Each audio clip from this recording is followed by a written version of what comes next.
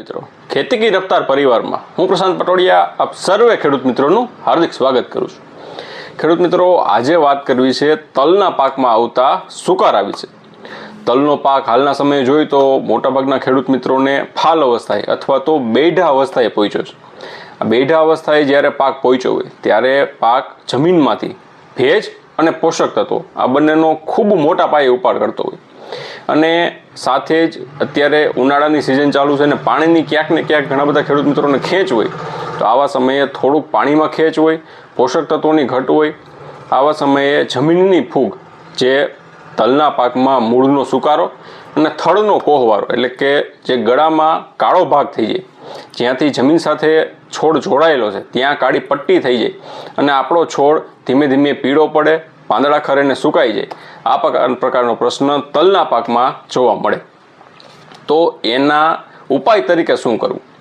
સૌપ્રથમ તો જ્યારે તલમાં ત્રીજું અથવા તો ચોથું પિયત ચાલતું હોય આ પિયતની સાથે માઇકોરાઇઝા અને સારી કંપનીના ટ્રાઇકોડર્મા અને સ્યુડોમોનાસ બેક્ટેરિયા લઈને એને પિયત સાથે આપણે આપી દેવાના છે।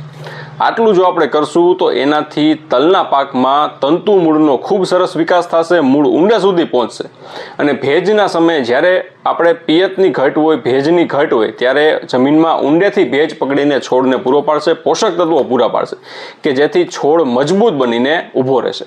ટ્રાઇકોડર્મા અને સ્યુડોમોનાસ એટલા માટે આપવું છે કે જમીનના જે સુકારાની ફૂગ છે એની સામે લડીને છોડને સુકારા સામે બચાવવાનું કામ કરશે। સાથે જ પોષક તત્વો પૂરા પાડવા હોય તો ઉપરથી છંટકાવમાં જ્યારે બેઢા અવસ્થા હોય, દાણો ભરાતો હોય ત્યારે 05234નો જે ગ્રેડ છે આ ગ્રેડ અને સાથે માઇક્રોન્યુટ્રિયન્ટ આ બંનેને મિક્સ કરીને તલના પાકમાં છંટકાવ કરવાથી પોષક તત્વોની ઘટ પૂરી થાય છે, દાણો ભરાવદાર થતો હોય।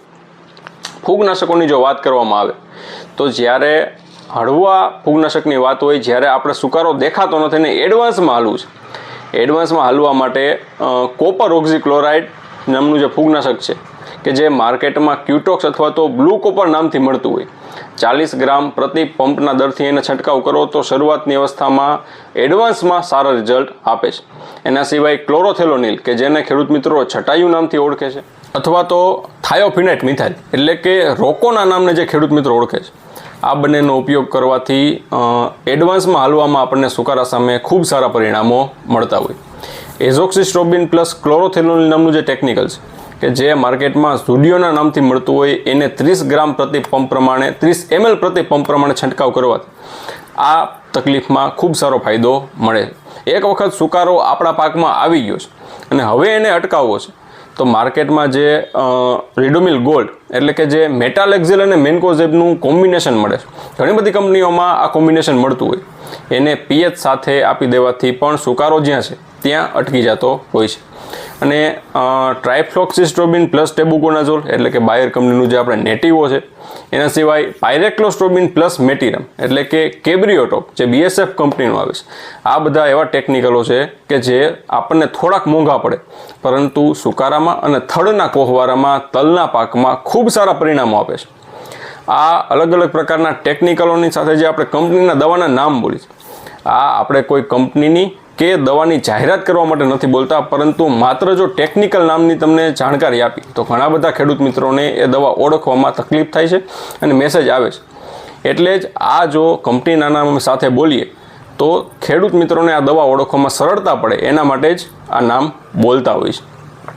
સાથે જ જ્યારે આપણે પિયત આપતા હોય ત્યારે પિયત સાથે 80% સલ્ફર જે સેવ ફોર્મમાં આવે છે, આ 80% સલ્ફરને 2 કિલોગ્રામ પ્રતિ વીઘા પ્રમાણે પિયત સાથે આપીએ તો એમાં પણ સુકારામાં ખૂબ સારા પરિણામ મળતા હોય। એડવાન્સમાં હાલવાની આ વાત છે। આ વિડીયો આપણને સારો લાગ્યો હોય, ઉપયોગી લાગ્યો હોય તો દરેક ખેડૂત મિત્રો સુધી આ વિડીયોને શેર કરજો, આપણા વોટ્સએપ ગ્રુપમાં વિડીયો મોકલજો કે જેથી જેણે તલ વાવ્યા છે એમને સુકારાના પાક સામે સુકારાના રોગ સામે રાહત મળે। તમને વધારે કોઈ પણ માહિતીની જરૂર હોય તો તમે અમારા હેલ્પલાઇન નંબર 91 041 35 11 3 ઉપર અમારો સંપર્ક સાધી શકો છો।